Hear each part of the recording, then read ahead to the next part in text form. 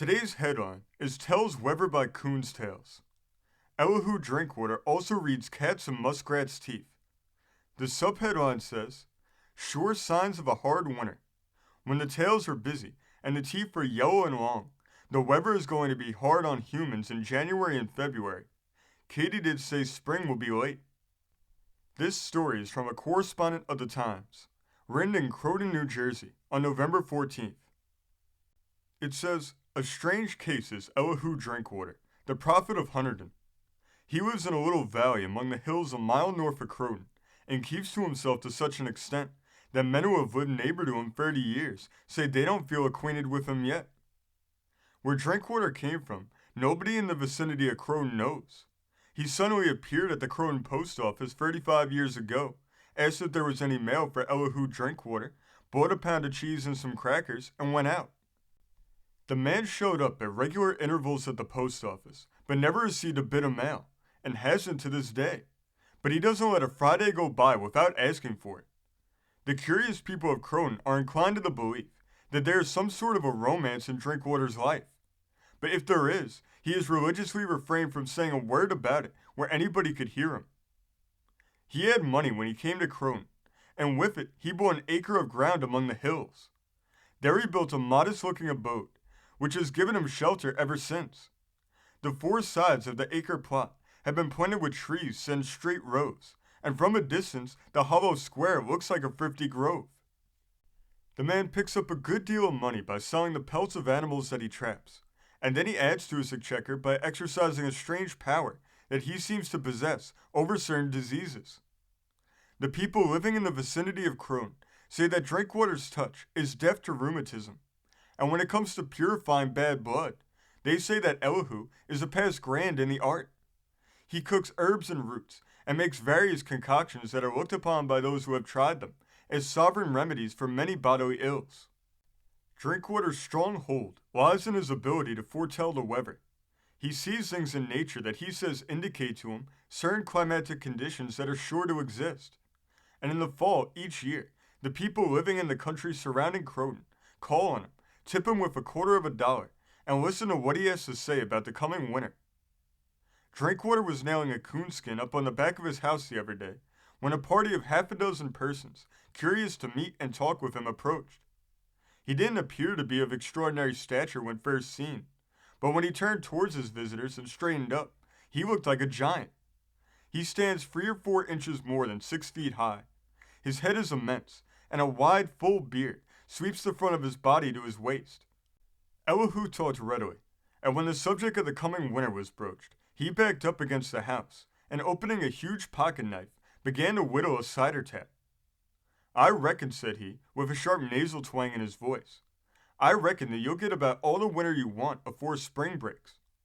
The first part of the season ain't going to be so tough, but I don't look for nothing heating to the blood between January 20th and the middle of March. Sometime early in February, there will be more snow than you could shake a stick at, and during the month of January, there will be quite some ice made thereabouts. Elihu turned, and reaching over to the coonskin, picked up the tail and said, Looky there. Do you see how big and bushy that 'ere tail is? 'Tain't often you see hair on a coon's tail as long as that is. When you do, look out for a long, tedious winter. Them coons go into their holes long about the middle of December, and they don't come out till the walking gets so that folks with tender feet can get around barefoot without worrying. When a coon bunks in for the winter, he rolls himself up in a ball and wraps his tail around his face. That keeps him warm. The longer the hair is on his tail, the warmer he keeps, for you see it holds the heat that's in his breath. I've never known it to fail that when coons' tails was big and bushy, the following winter would be a teaser. Cats know more than some whole families, continued Elihu, squinting along the cider tap to see if it tapered truly. I've got an old tomcat round here that keeps track of the weather better than any thermometer that ever was made. I can tell by his actions when a thunderstorm is coming 24 hours ahead, for the cat'll sit around the fireplace with his back to it by the hour. That may seem funny to you, but it's so. When it's a pleasant spell, he'll stretch out on the floor most anywhere and go to sleep. But let him send a thunderstorm, and he'll back up to the fireplace and sit there by the hour. I've had a dozen cats in my life, and every one of them would do that thing. I don't know what makes them, but they do it. Another thing I've noticed about cats is that when we're going to have an unusual hard winter, their teeth get yeller. I ain't looked at Jake's teeth this fall yet, but I'll bet they're yeller. Elihu tapped vigorously on the side of the house with the end of a knife handle and made a peculiar sound with his lips. A few seconds later, an immense black cat came cantering around the corner of the house, and going up to Elihu, rubbed itself affectionately against his bootleg. "Let's see your teeth, Jake," said Elihu, picking up the cat. The animal promptly opened its jaws and revealed a set of sharp teeth, as yellow as if they were coated with sulfur. "There you be," said Elihu. "Jake's teeth are yeller, and I reckon you can't find a cat in this county that ain't got yeller teeth this fall, for there's a hard winter ahead.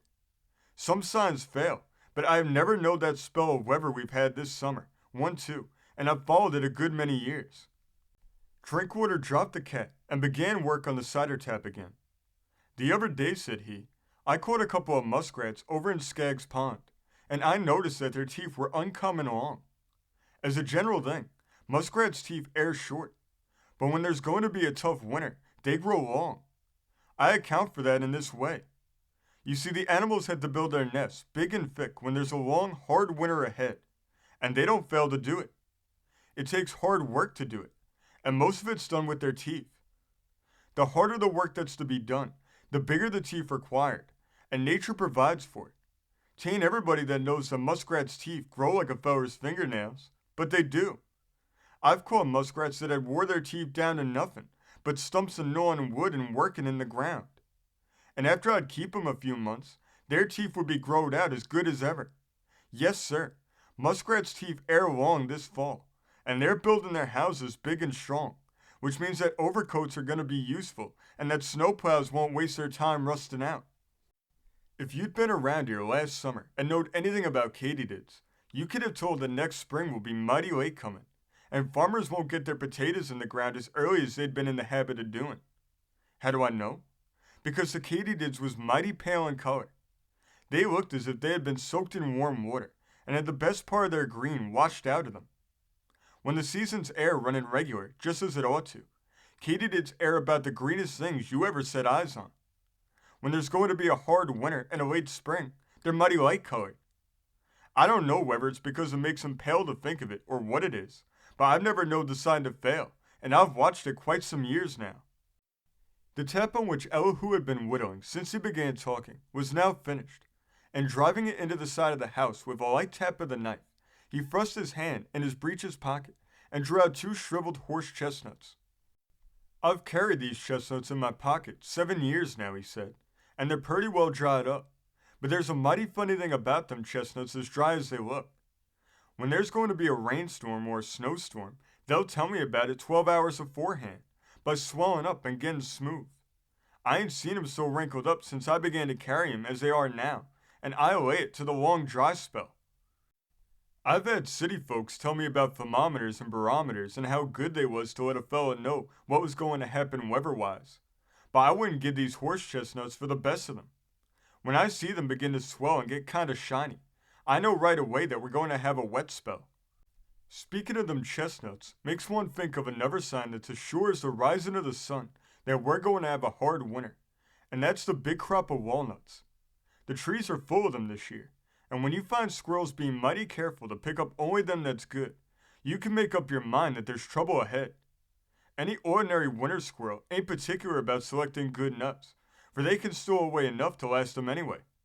But when we're going to have a long, hard winter, they'll drop every nut that ain't solid full of meat and fill their storerooms with only good nuts.